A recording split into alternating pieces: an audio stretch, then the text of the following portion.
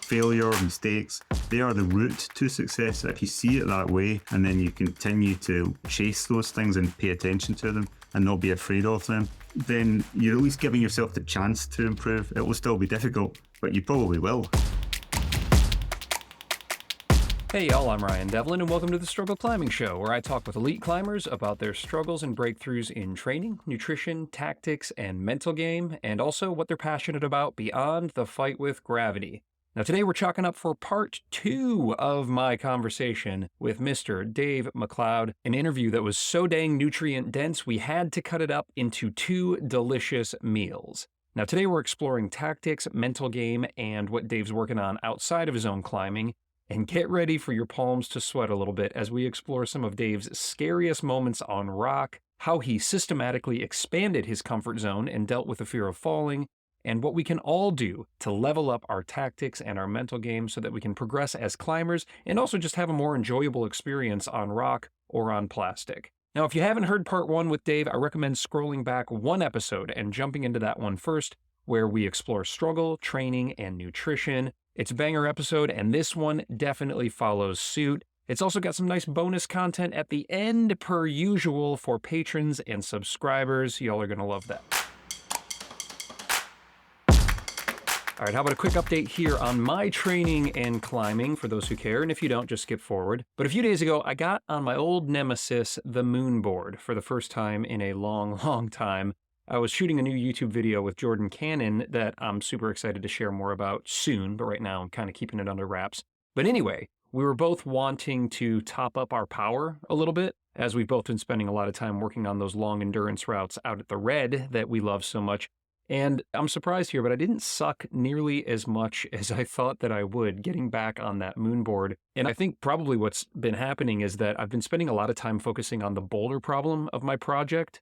And I think maybe that's just been enough to keep that top end power in pretty good shape. And I was really happy to see that. I mean, I still struggled for sure, but my fingers felt really great on that moon board. And honestly, one of the things that I know has been helping me to stay healthy and to recover faster as I've been training hard has been my regular intake of premium protein and supercharged collagen by our friends over at PhysiVantage. You guys know that I use both of those supplements every single day, the collagen before I train and then the protein afterwards for recovery.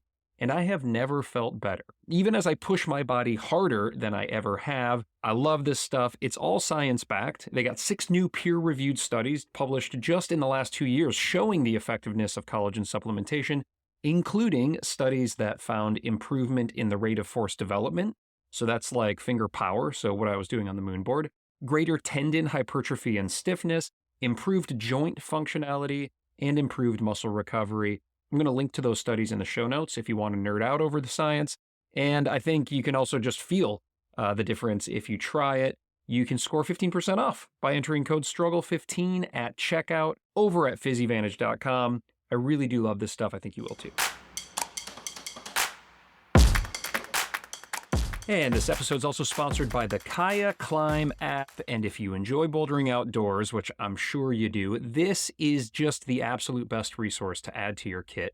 They work with local experts to create digital guidebooks for more than 50 bouldering areas. I'm talking Bishop, Red Rock, Joe's, Squamish, Leavenworth, Rocky Mountain, and more being added all the time. I think they just added 5 while I was talking. I mean, they're just popping up constantly if you're following them on Instagram or if you have the app.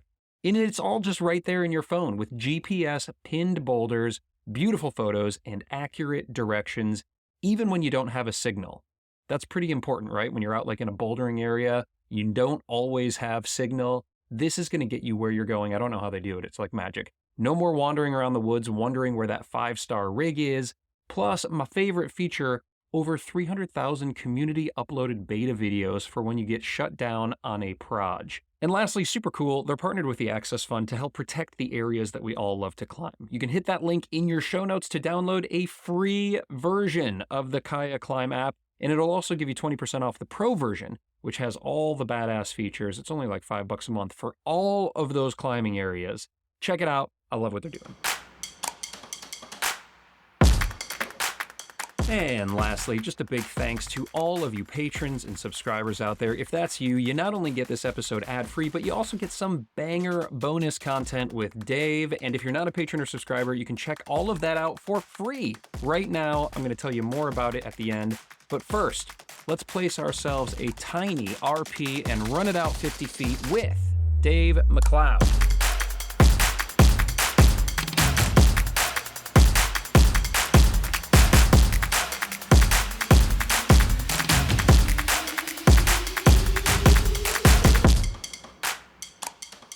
Looking at tactics now, Dave, and I've got a few things I want to talk about, some things I've pulled from your books and from your climbs, but I'll open it up first if there's an area, and we can include technique in this as well, tactics and technique. It's a pretty broad bucket, but what comes to mind on any area specifically within there that you've struggled with? I would say that the weakest aspect of my climbing has always been on-site climbing, and I've struggled for many years to understand that, because I do a lot of on-site climbing.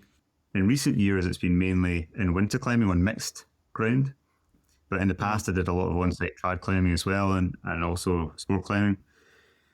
And I've always definitely found that I'm worse at it, and I'm not really sure why. I have this hypothesis, which I'm not sure about, which is that I think just the way my mind works, I like to test and find out, test and see, but I don't really have a lot of confidence in my ideas about things from the get-go. I tend to be quite skeptical even of my own mind. So sometimes I feel like not super confident on sighting. Like I feel like I get to a crux and I look at the holds ahead and I just think, is it that way or is it that way? I don't really know. And sometimes I think a degree of almost arrogance can be quite useful in on-site climbing, to just go, I can read it, I can just go through it, and then you just confidently attack the sequence quite intuitively. But I feel like I'm always second guessing myself. And I think that's a massive advantage in red pointing, but it can be quite a disadvantage in on-sighting. But that's just an idea that I have. I don't really know if that's true or not. Well, is it something that you can practice or train? How, if you want to go out and an objective is to on-site a certain grade or a certain number of routes in an area, if you're going on a trip, this is something that I've been trying to work on myself as well. I've had some friends and coaches suggest that I would benefit from raising my on-site grade relative to my red point grade. Is that something that you're training? Is it something that I can train?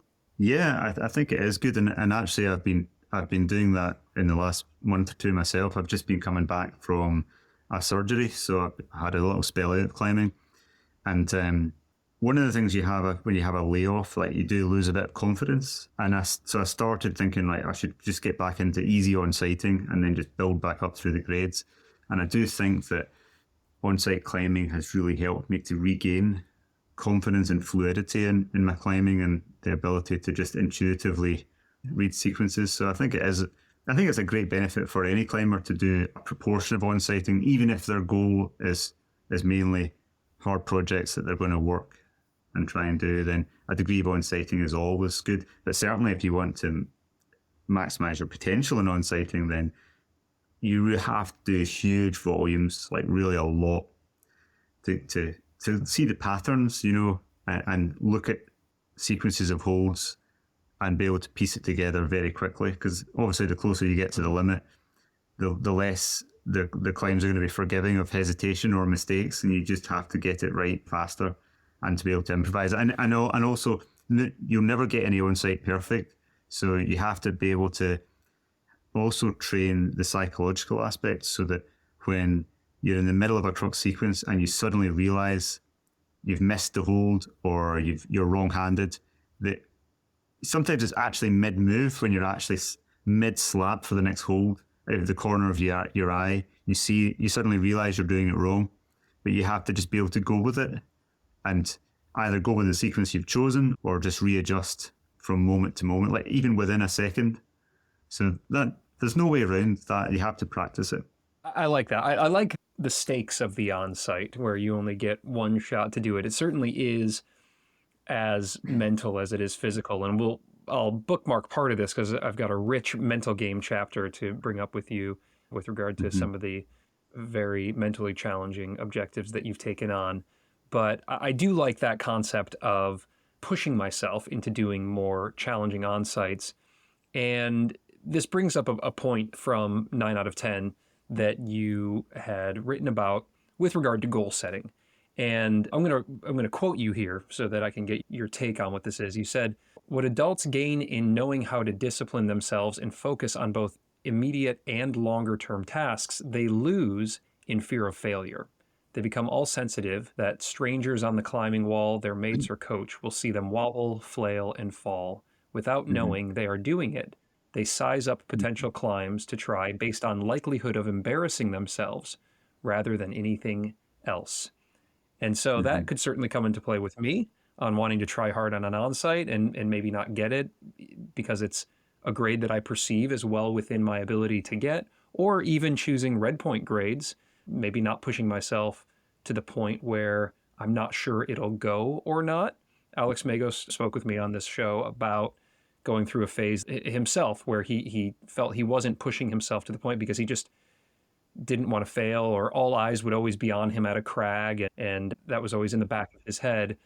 So I can see that with pros, certainly, where your part of your identity and your ego are wrapped up in how you perform. But you're making this statement here with regard to, as you say, adults. So maybe not so much for does this impact kids, but I'd like to get your thoughts on this and how it might be something that we work on, and if it's something that you've worked on. Yeah, I think adults just need to keep forcing themselves into that situation where to challenge that tendency to be too used to having either expertise or the sense that they should have expertise, and to have that kind of learner's mindset. I see that with my own daughter. I've got a 12-year-old daughter, and she's still at that stage where she's learning everything, and she's not phased at all. You would never think twice about the idea of being able to have to do something, have a degree of skill, but it's far from mastery.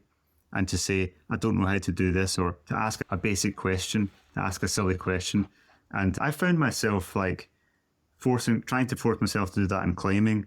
And I also found that once I started to have that mindset where I thought, I'm going to attack this, anytime I feel like I'm nervous, looking wrong or looking bad or looking like I don't have skills I should do, I'm gonna attack it rather than hide from it. And I found myself doing it in other situations. And I remember doing it when I went back to university to study nutrition, and I just forced myself to just keep asking questions of my lecturers, and I would ask the silliest questions, like the questions that I thought, I bet there are other people who have the same question but are too afraid to ask. Right. And I would just go right ahead. And it did make me feel better. And it did also help me to have a clearer idea of basic skills and understanding of the skills I was trying to learn, and also where my limits lay and where there's areas where I could genuinely improve. Because I think anytime you distort your own idea of what you're good at or bad at in any aspect of sport, then you're obscuring your potential for homing in on your weaknesses and your opportunities for learning.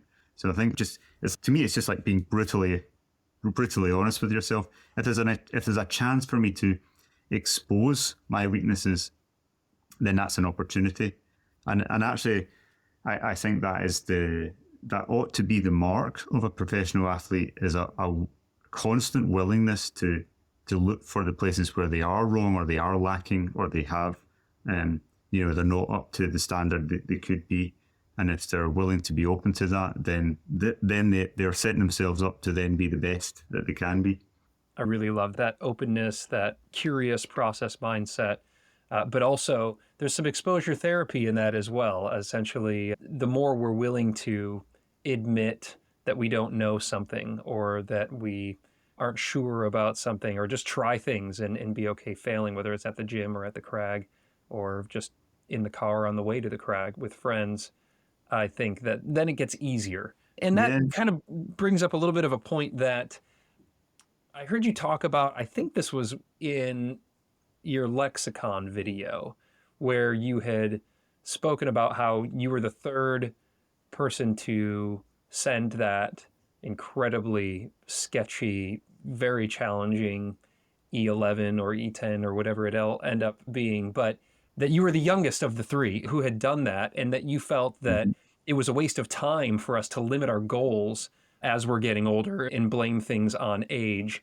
I'd love to hear a little bit more of your perspective on that. And I just recently spoke with Chris Sharma, and at 42, he climbed the hardest route he's ever climbed with 15C Sleeping Lion. And so I'm curious, what is it that Chris Sharma is doing right in order to keep pushing himself into his 40s that maybe somebody like myself or others who are listening could embrace as we don't have to write off our best years, yet to come?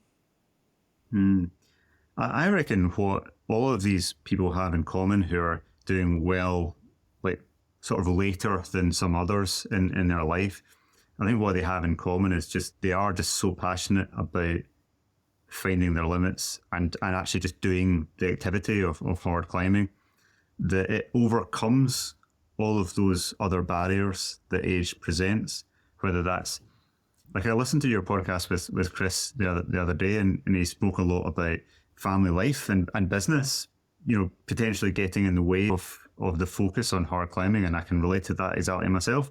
But if the fire is so strong that you need to do as much as you possibly can, turn over every stone to make sure that you can still achieve what you want to achieve, then you'll probably do it. I think it's not like that's what I was trying to get at in that video was like it's not age itself, it's the things that come along with age. And so one of the things that come along with age is to actually almost give up and say, well, it's too late. And it's for me, for whatever reason, whether that's because of physical aspects or your life being busy and complicated and full, that you no longer have the opportunity. And I just think the minute you think that, then it does start to become a foregone conclusion. Whereas I think what these really driven climbers have in common is that they just have so much fire that they will still think all of those things. I do as well, but it doesn't mean that you just sit back. You still just keep attacking the problems to be like, right, I've got this busy schedule. How can I fit in the training? How can I simplify the schedule and the training to make it work time-wise? I have these injuries. How can I work around them? How can I adapt my training and fight hard to actually recover from the injury and then get back to the training? All of these aspects.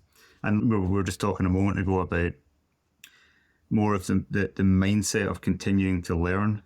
And that is actually, you see that talked about in the neuroscience circles, about that actually being a model of why the brain actually does age, is precisely because we stop trying to challenge it so much and having that sort of learner's mindset of being open to learning and making mistakes. So if you orientate yourself with learning to think that mistakes are the opportunity to learn, then they no longer seem so bad. Failure, mistakes, all these things they are the route to success. If you see it that way, and then you continue to chase those things and pay attention to them and not be afraid of them, then you're at least giving yourself the chance to improve. It will still be difficult, but you probably will. Is that, in your estimation, and through the climbers that and the community that you're in, is it a mental block to achieving higher and higher goals and successes in the sport as we age, more so than a physical block? Is there any indication that you have seen from your friends or any data or climbing that there's a point at which we hit a physical drop off where we can no longer expect to progress? Oh yeah, I mean, your response to training for all sorts of reasons will increase, then plateau, and then it will start to decline. But the thing about climbing, especially any sport, but especially climbing has a very broad range of attributes that you need.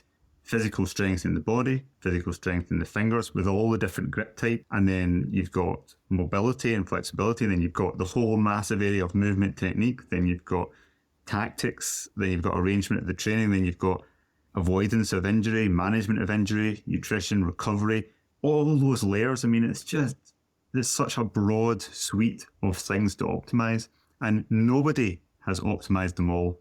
Nobody is even close to optimizing them all. Even Chris Sharma, even Alex Megos, even Adam Ondra. They still have quite big gaps that could be found. They're very difficult to spot. But if you keep chasing them, then you might still have a little insight that allows you to go, there's a little mistake. I've got all these aspects of the game right. And then you find this other little mistake that maybe gives you a little boost. And you sort of plug that into the mix. And then even if you're at your true potential, and everyone's potential is going to be a very high grade, I don't know what it is, but it's going to be high. And so even if you have actually achieved that, and let's say your finger strength in your 40s or 50s or 60s is starting to decline, you still have all those other areas that you can optimize. And so you may be declining in some areas, but still offsetting that in others. So the summation of all those factors together can still be going up. I mean, it seems to me that, those all sound good. I mean, I'm 45, and I think there's nothing that I've climbed before in my previous 20, 25 years that I couldn't climb now. And even if I don't get better at climbing, then I'm still pleased that in the past year, I've done Scottish 12 and mixed, Font 8B plus, and E11 trad. That's the first time I've ever been able to do that in 1 year. So it's crazy. I think that's really good, and that's at the same time as having a surgery and quite a few different upper body injuries as well, like shoulders, elbows, and fingers have all been injured in the past year. So it's amazing how you can work around so much. And I've taken influence from many mentors. Like there's a very well-known winter climber in Scotland. He's no longer with us, sadly, a guy called Andy Nisbet. He died in a climbing accident, unfortunately, a couple of winters ago. And I think he was about 60 or 61. And he was doing hard routes back in the late 70s and early 80s and had some accidents and some quite serious accidents where he really messed himself up badly and significant surgeries, like new hip. I think he got 2 new hips and then wore out his new hips and got them replaced and then kept going. Yeah. Jeez. So he had all these problems, and when you actually saw him walking into the mountains, he looked a bit broken. But then he would just get his gear out and just go up the route nonetheless. And he really showed me like how you can work around some pretty major problems. And he didn't train, so he was definitely getting weaker. And yet he could still climb very well. So it just showed me that what was possible. And I remember actually going to a talk by someone who had been on a mountaineering expedition with him in the early 1980s. And they were saying that at that time, they thought Andy was pretty messed up. Like he looked so broken, kind of getting out of his tent in the morning, and he had all these aches and pains, and he was very stiff. And that was in the 80s. And then in 2020, he was still going for it, doing like nearly I think he did 80 new mixed routes in a season. I mean, I've never climbed anywhere close to 80 mixed routes in a season. So yeah, it kind of does that sort of thing makes you think like, yeah, but what he had and what all these people had is fire. I mean, I remember Andy when he was sick. He had a virus and he was really quite sick, but he was just getting really depressed because he couldn't climb. So he was just going out climbing, even though he was ill. He just needed to climb. And to me, that's the common thing with all these people is like the burning fire to climb and to push hard. And so that's, to me, it's the bottom layer of training is finding that passion for it. Maybe it's not there, and that's totally fine, just climbing for a bit more lighthearted enjoyment. I'm not saying that's a bad thing at all.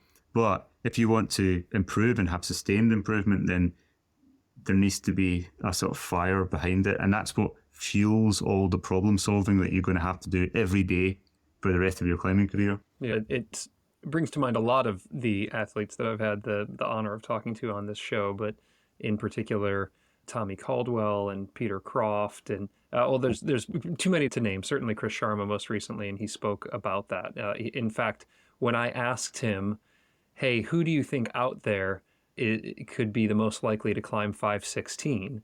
I was asking him to essentially say, who's the new guard coming up? Who are you going to pass the torch to? And he included himself in it. He's 42 years old, and hell yeah, maybe he will be the one to push the next grade. He certainly isn't ready to hand that baton over. And so having that constant drive, that fire, that curiosity, I think for even climbers like myself, who can just get out on a weekend in between kid events and soccer practice and these kinds of things, is what will hopefully lead me to continual improvement as well.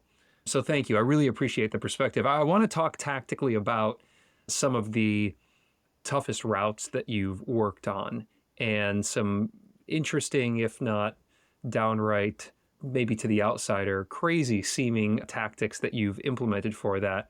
Thinking about Echo Wall here specifically and how you decided that it would be to your advantage to go out and solo some really hard routes. One of them being one of the hardest free solos in all of rock climbing history that we know of, which is the 8B plus or 14A/B. Darwin Digs It, I think is what it was called, right, in Margalef. And yeah, tactically, I'm interested in your thought process around knowing that you were going to take on a very hard and exposed climb to then go do a very hard and exposed climb in order to prepare for that. Walk me through that thought process from a tactical lens with regard to taking on Echo Wall. Yeah, well, I mean, that was like that was a very specific training challenge, if you like, where I had a sort of mindset problem that I had to overcome, which was that my project, Echo Wall, was my project at the time on Ben Nevis.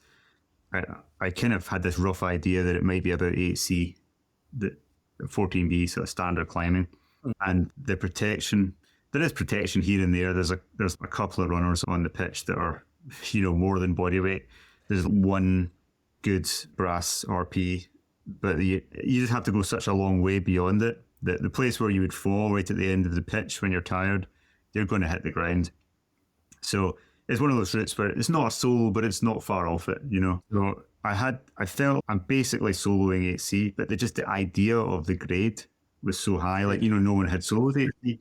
So essentially, like, when I sort of was going through this in my mind, you're thinking, well, no one soloed 8C. Am I really the person who's going to do the first equivalent solo of an 8C? Am I really up to that? It was like a mindset thing. So I felt I have to solo an 8C, but I'd rather not do it with all the other things that go with a mountain trad route.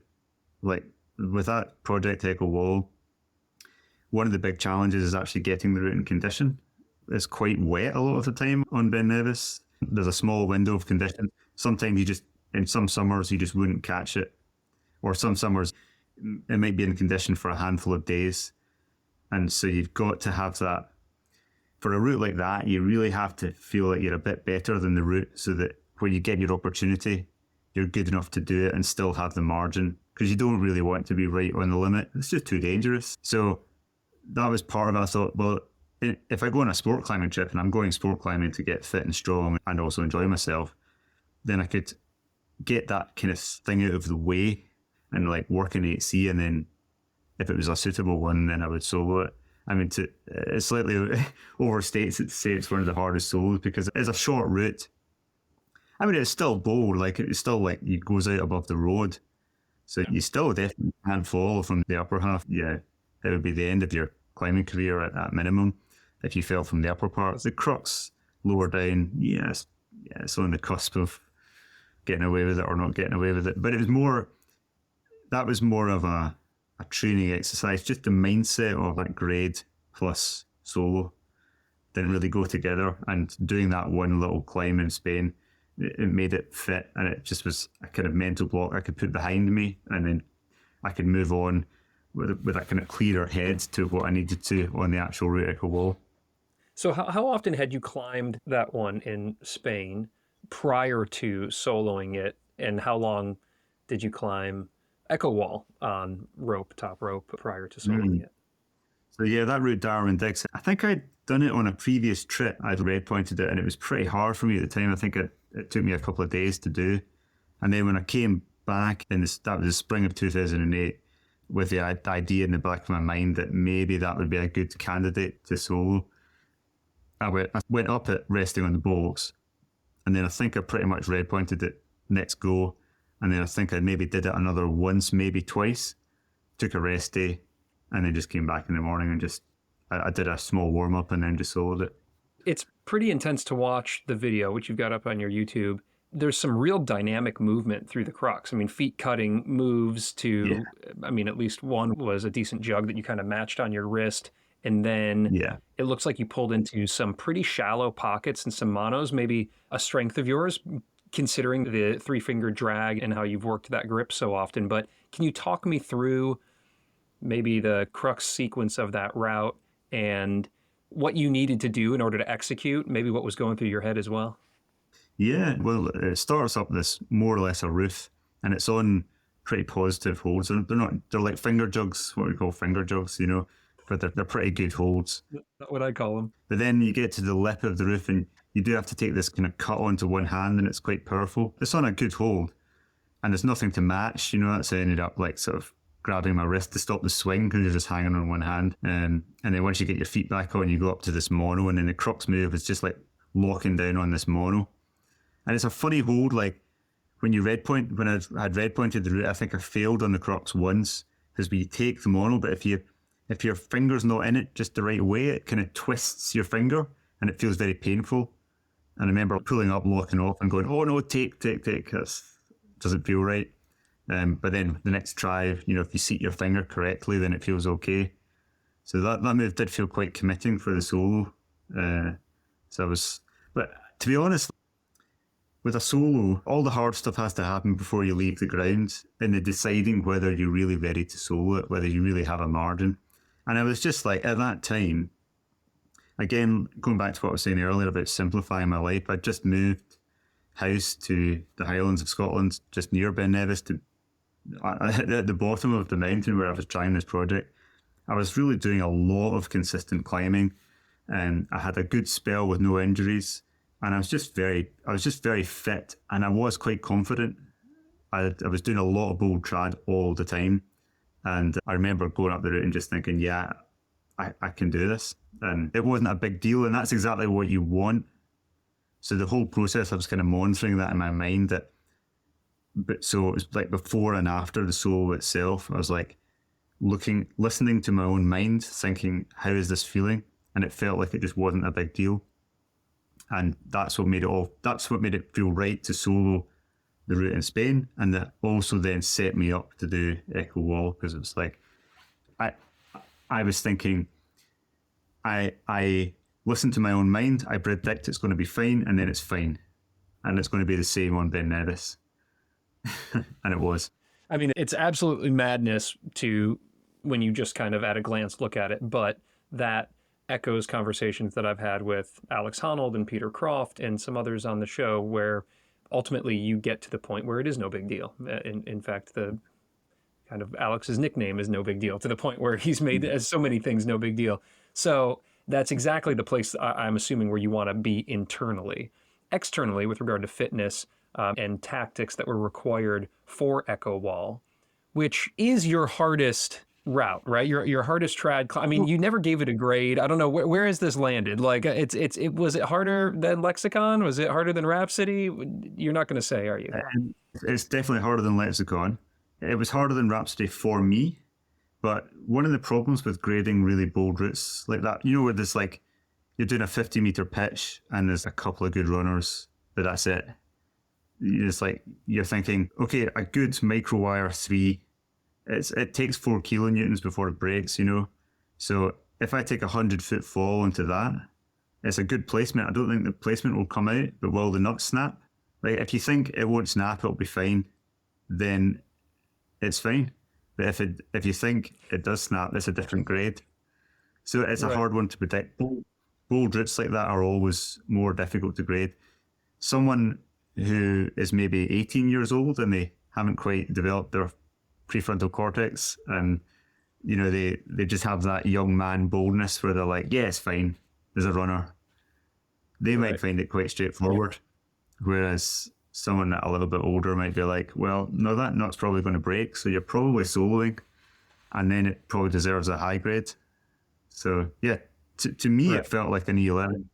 to me, it felt like an E11, but I would probably grade it E10 because I think it's probably a young man's route, and for a young man who doesn't know any better, they probably think it's fine. Right. Well, we'll have to. Tom Randall and some friends put together the E grader. We'll put it in there and see. I think it's going to come out to V21 and 517 based on that, how that Plato factory worked. The other thing about that route and trad grading in general is that the crux of Echo Wall is near the gear, but the bit that's dangerous is easier climbing. It's where you're pumped and you're tired, and it's where I would fall. But maybe some climbers who had better endurance than me, I think if Dave MacLeod tried it, I don't think he would have any worries at the end, the last wee bit where that's where I was worried you're going to fall right at the very end and take this massive winger onto this one little nut that's probably going to snap. But if you were really fit and you could recover really well at the rest, you might just think that last bit is not too bad. You know, I don't know, probably like V6 or something like that.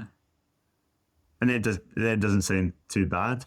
So that's the tricky thing with trad grading, is you have to kind of know a bit more of the intricacies of the route to have an idea. Sure. And I didn't mean to take us down a rabbit hole on grading. I'm more interested in kind of how you took your fitness and your preparation technically to Echo Wall, which, was, to your point, your most challenging climb if you stack them up against what you've done. And mental game aside, because we're going to move into that chapter in just a second, when you went into that climb, I'm not going to be climbing that style, but I'll be climbing the hardest thing I'm trying to climb this fall. How did you tactically carve up Echo Wall so that you felt when you were ready to pull on and give it that red point go, while that's much higher stakes than I'm going to experience on mine, I'm still going to be trying to do the hardest thing I can do this fall. And so what did you feel tactically worked for you on that, or maybe just in general with how you look at a limit climb? Yeah, it's like layer by layer. So the first layer was just the individual moves, working out the very best sequence. And I did spend a lot of time, that's where one of the aspects I enjoy most about climbing, and it's what's allowed me to climb hard red points across the grades for my level of strength, because I would the whole day would go past. I'd be like 9 hours on the rope, just like trying moves, trying it this way, trying it that way, countless options until I really had it dialed. So I kind of knew I had the very best sequence. And then when I was trying to link sections, when you link a longer section, a move will emerge that wasn't that bad on its own, but when you try and link through, you realize, there's this one move that just feels like I could fall there. And so you go back to that one move and you think, is there anything else I can work out with that move to make it even easier or more solid? Sometimes it can be that you do it a way that actually feels harder on its own, but it's more consistent. Maybe a bit more powerful, but you hit the hole each time and you can do it. So it's going back to those little intricacies. So sometimes you go back in the process in order to go forward. And then when I was getting close to linking it, it's like finding all of the most efficient positions with the rest, like the pacing. Like you climb this little 45-degree wall that's about 80 plus in itself, bouldery 80 plus. And I just went, it was like one movement. It was just so quick and flowing. I could climb that bit very fast. But then you get to a knee bar rest and it was all about like, kind of hang upside down off that knee bar, and it feels quite tenuous, and you feel like you want to have your whole body still quite tense because you actually feel like you're going to fall out of the knee bar, but you're trying to just relax more and more, but just to the point where you're about to fall out of the knee bar. Right. And so when you're working it on the top rope, you're just fine tuning that the whole time, like how relaxed can I get, how relaxed, and you're like, that's the spot, but that's where I want to be.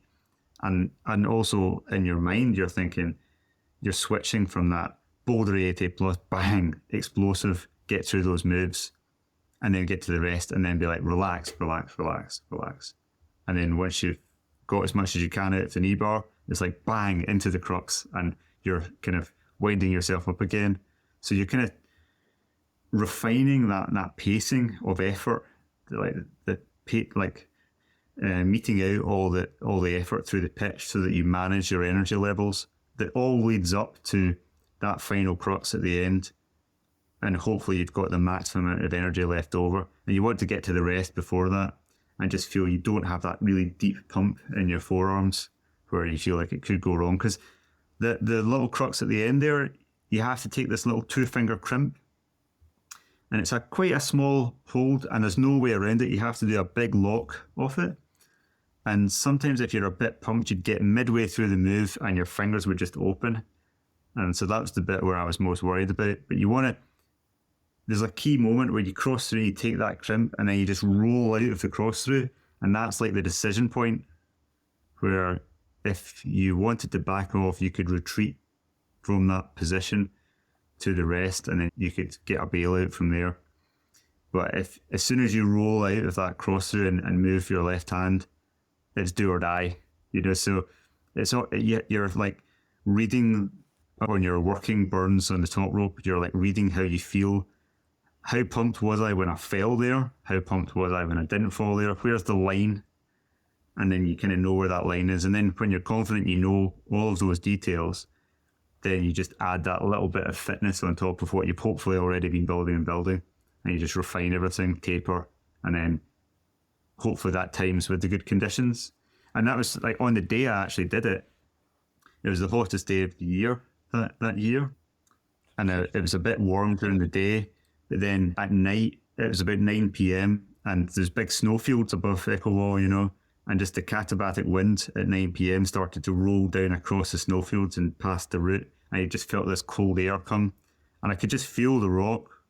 And I was getting colder, and I was just like waiting, and it was like, perfect, it's perfect now, go. And it was just like it all coming together.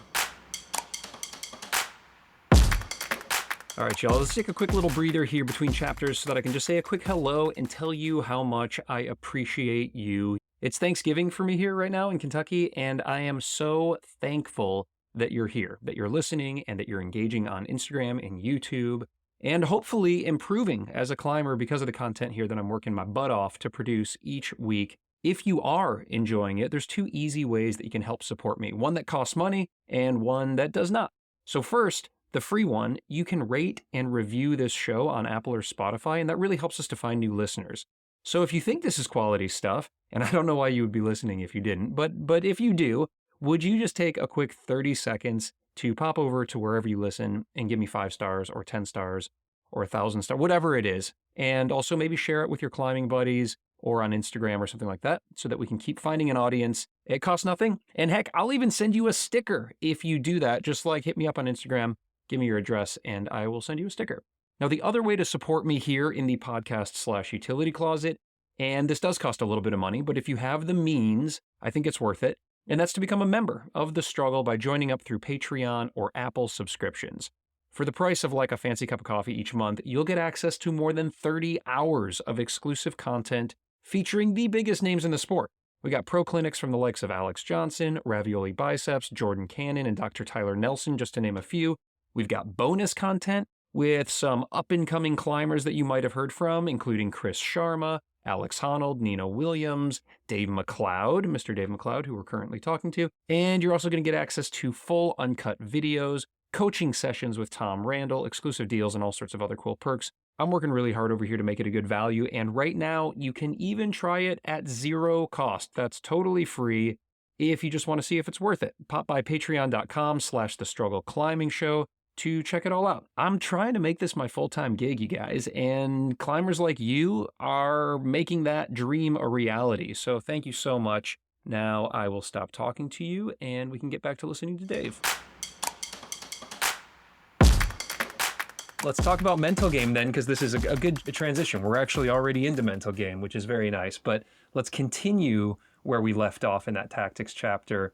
And I've got a couple things to zero in on specifically here from some of the things that you've written, but I'll ask you first if, having done some of the headiest head pointing around and soloing, mixed climbing, you take on what are classically considered to be very mentally taxing climbs and styles.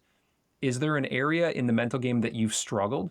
I mean, I think I struggle with fear of hitting the ground and hurting myself all the time. I'm not a naturally I'm not a naturally bold climber. So I was very cautious early on and still am. And I just have to fight against that all the time with all the tactics that I've talked about for years on the internet. So yeah, that's like a constant battle. And I'm going through it all over again right now, coming back from a surgery. Like I can't even drop off on the top of my board. I actually might never be able to drop off on the top of my board. So actually the top of my board feels like soloing just now. And that's quite unsettling. So certainly like going out on sighting on trad when you're finding that when I'm like 20, 30 feet up and there's a bit of a rattly hold, yeah, I feel quite scared. And so it's sort of taking all my experience to be able to not only kind of push through that as much as you should do, because you have to be careful. Bold trad climbing is not about just ignoring fear. It's about ignoring irrational fear and paying attention to rational fear and then mitigating the danger via other tactics. So there's like an important distinction to be made there. I think like I do sometimes see it with young trad climbers and they just think, doing hard trad is just about being scared and then I'll just go for it anyway. It's like not that at all. It's making sure that you know that you're not going to fall and hurt yourself, that you either have protection or you're not going to fall. Or, if you climb up a move, you can climb down it. So it's all those things. So at the moment I'm doing easy on sighting, going back to the grades. I started at E2 after my first route. When I came back from my surgery there was E2. And I've kind of gone back to E5 now after a few sessions. Just climbing on site, but just going out and doing trad on site and just getting to grips with, that hold feels a bit wobbly and I'm not super happy with that cam. Like, how far above it will I move? Can I downclimb that section? All of these things. Yeah, I'm not sure which video it was that you did. It might have been Lexicon, where you talk about these voices in your head that popped up, and there's the rational fear and the irrational fear, and they're both screaming at you, and you get to the point where you have to tamp one down and keep going.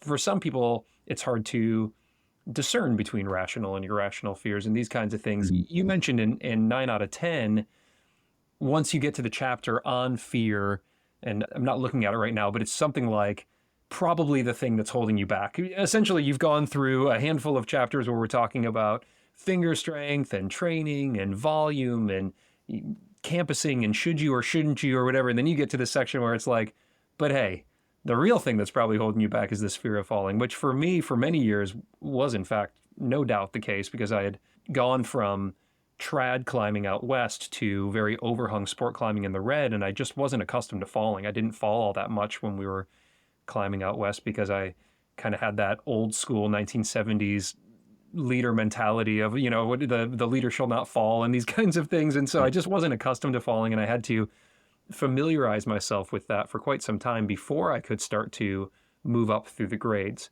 And a lot of your writing helped in that. So I'm curious, now that you're almost revisiting a bit of that yourself, what have you found to be the best practices and that you found for other climbers as well when dealing with some of that fear of falling? Yeah, right now I'm going back to a training approach, if you like, that I started back when I was at Dumbarton Rock as a relative novice, where I just made a decision to do at least one thing that was just out of my comfort zone every single time that I climbed. It didn't need to be much or very sustained, and overwhelming yourself is counterproductive very quickly.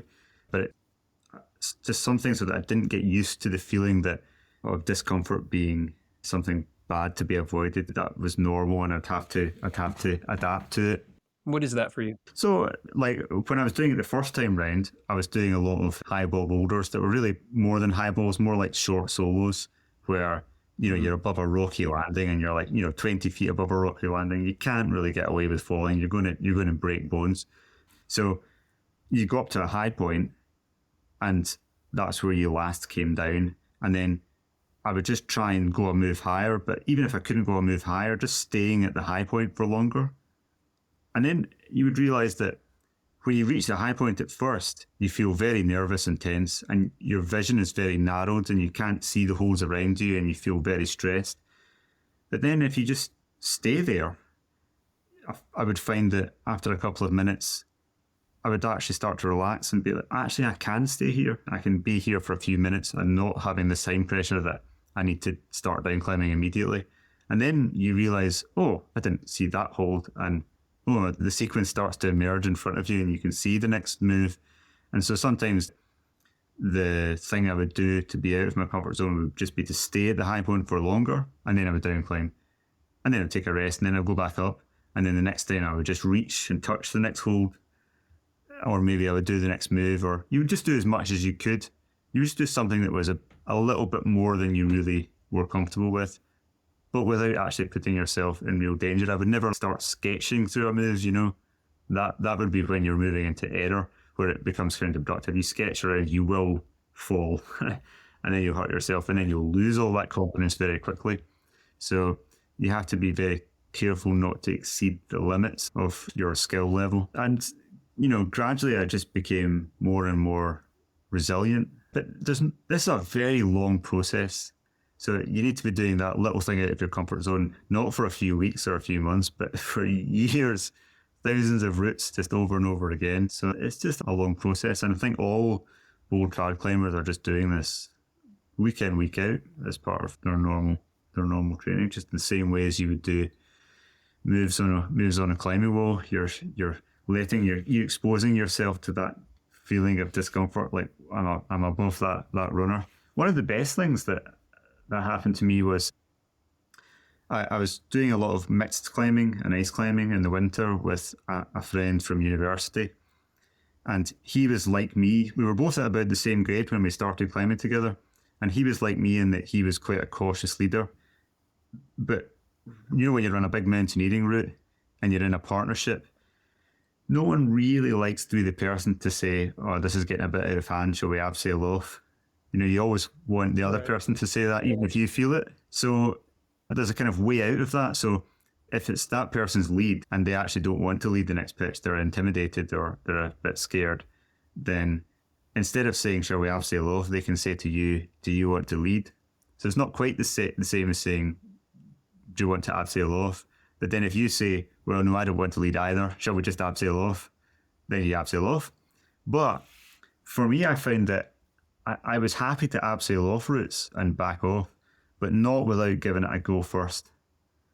And I just found that when I started into the lead, I had enough experience from the thing I was talking about at Dumbarton to become lost in the lead, and the fear would go away, and I would just keep grinding out a few more moves, and then I would find myself at the top of the pitch. And I found that because of that, I ended up doing more and more of the leading until I was doing all the lead. And it was amazing, actually. Our grades just diverged. His stayed at the same level for the period we were at university, and I climbed four grades higher during that period. And by the end of it, I was a much more confident leader. But I actually started to hate seconding. I just associated all climbing with having the rope running down from my harness and not even being able to see the last runner, and just being out on the lead as just being part of climbing. It just became, that's what climbing is, being out there on the lead, and that was normal. I think falling off is a related but slightly different thing. Like being comfortable with the actual sensation of falling off. Again, that just takes practice, but just doing hard on sighting on sport climbing is a great way to do that. You still have to be careful. There's pitfalls even in sport climbing, because there's a technique to both leading and seconding and heeling when you're sport climbing. So you can destroy your confidence if you don't do it right. If your belayer gives you a hard catch, or if you fall and don't pay any attention to how you fall off, like staying in the right orientation and kind of bracing yourself for swinging in and things like that, then it can make it worse. And also, if people are very nervous about being a long way above a bolt and they try to clip a bit early and they pull up all the rope and then fall off, it can make it a lot worse. So sometimes you have to be careful. Like the lack of confidence can actually be, it can actually build on itself, because it can draw you into scenarios that make things worse. Yeah. So assuming you've got a bit of care on how you fall off, then just like doing lots of on-sighting and taking falls is good. And eventually you have to do it on trad as well, which is potentially dangerous. You have to be sensible about getting into leader fall situations on trad, you have to know that your gear's going to hold you. And it's backed up. I mean, I've certainly been in situations where runners that I thought would hold didn't hold.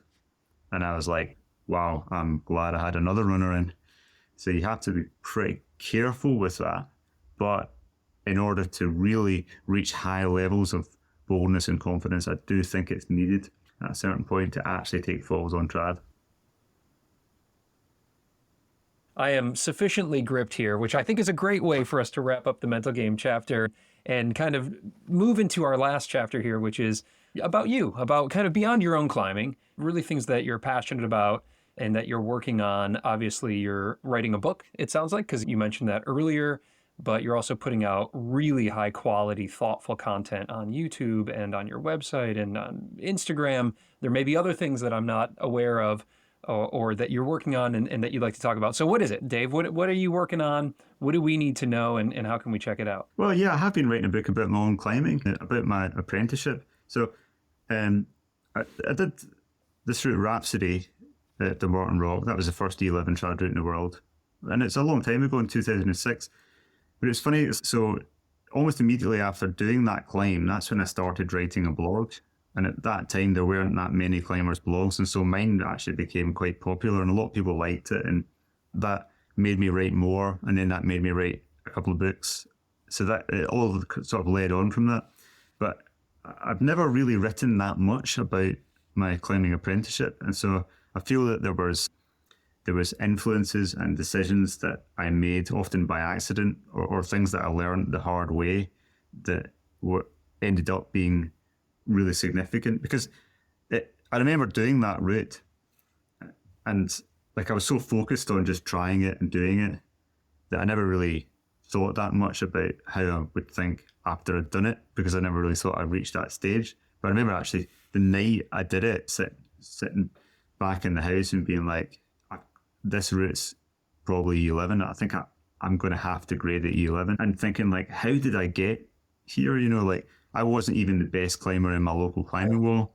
So how did I, like in the past sort of 6 or 7 years or so, overtake a lot of the people who were better than me at that style of climbing and end up, it was me the person doing that really hard route. So I wanted to write a book that kind of went through some of those influences. And I was talking a lot about the things that we have been in this podcast. I mean, to me, the fundamental driver has been just curiosity about how moves work, which I got from bouldering at Dumbarton Rock. And I mentioned before, I had this goal to climb all the climbs at the rock, which no one had done. And that it gave me this real reward of working out the intricacies of moves, and just the nature of that rock type. Really, you could solve moves without power, even if they seemed really tough. It was still powerful climbing in general, but there was so much you could get out of technique and little small differences. And so I started to realize, anytime I was working something, I would never think, that's it, I've got the sequence. I'd always think I bet there's something else I can uncover, and there always would be, there always has been ever since. So that sort of was one aspect that I think developed a curiosity. And I always think of that, that's what technique learning is. It is just curiosity. It's wanting to understand. So that was like just one key drive of many that allowed me to kind of get better at climbing. So I've been writing about that. And I have been doing a lot on YouTube. People tell me that they enjoy the videos. So I'm definitely going to keep doing them. They're a lot of work. I haven't done one for a few weeks because I've been doing a book. Sort of can't quite do both at the same time. It's a little bit too much.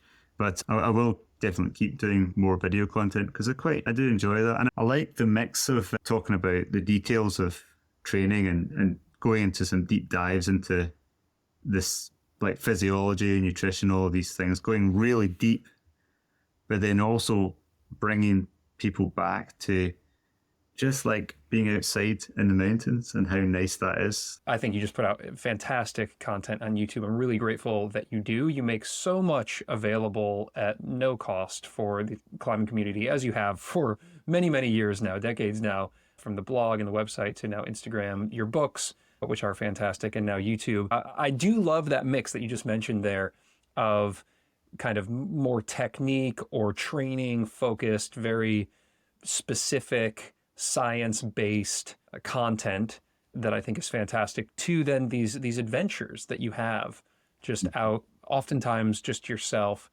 And you'll even record with, I think, fantastic coverage. You'll be out doing a solo of something, and you'll have all these angles, and I'll be watching it and I'll think, oh my God, how does he have this crew out with him all the time? But that's not true. You're actually shooting this yourself, right? Like, how are you getting these fantastic films of you, absolutely stunning settings out in just, I'm assuming, on the cliffs near your home there, without having even a single other person with you?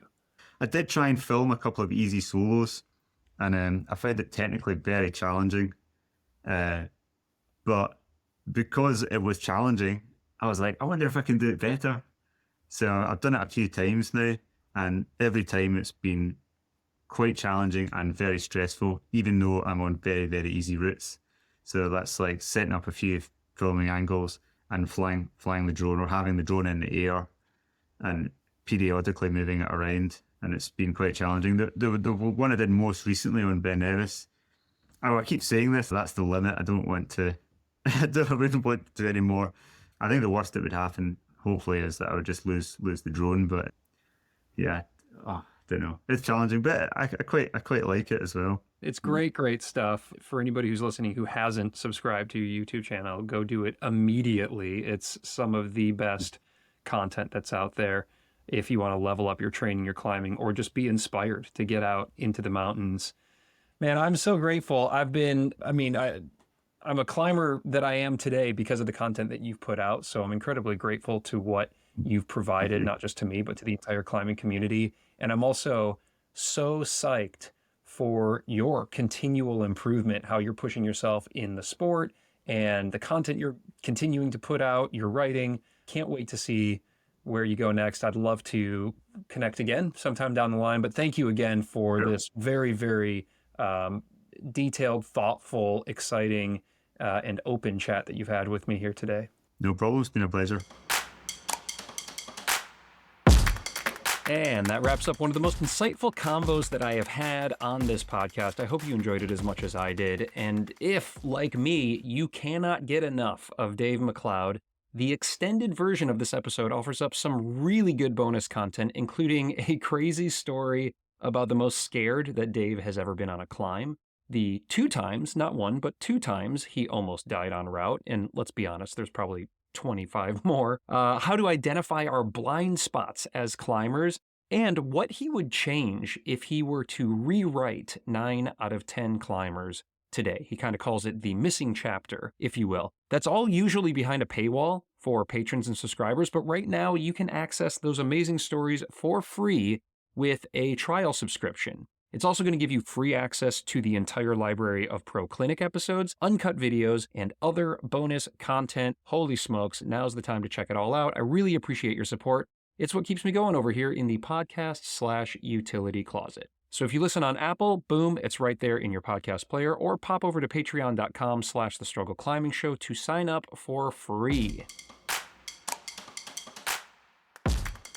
Now you can find all of Dave's amazing content on his website, davemacleod.com, which will also link you to his YouTube and his Instagram pages. Buy his books, watch his videos. It is all such good stuff. And lastly, just a huge thanks and appreciation to our show sponsors who have brought you this episode at zero cost. I'm talking about PhysiVantage and Kaya. Y'all are the best. Check your show notes for links and special discounts from those guys that are only available to Struggle listeners. All right, y'all, that clips the anchors on this episode. Thank you so much for tuning in. Now, if you're a patron or subscriber, listen through the outro music here at the end, and that is when your bonus content will begin. And hey, if you want even more Struggle content and a free sticker, free sticker time, sign up for the Struggle newsletter. You can just pop over to thestruggleclimbingshow.com, fill in your email address. I only send out like 1 or 2 emails a month, and it has some cool stuff and secret deals in there. So if you like cool stuff and secret deals, then check it out. Hey, did you know that The Struggle is carbon neutral in partnership with the Honnold Foundation? Well, they are doing amazing work to bring clean energy to communities around the world. You can get inspired by their latest grant recipients over at honnoldfoundation.org. Toss them some love if you can. They are truly doing impactful work out there. And lastly, The Struggle is a proud member of the Plugtone Audio Collective, a diverse group of the best, most impactful podcasts in the outdoor industry. This show was produced and hosted by me, Ryan Devlin. I hope your training and climbing are going great, and if you are struggling out there, like I am struggling out here, well, just remember, the struggle makes us stronger. See you soon.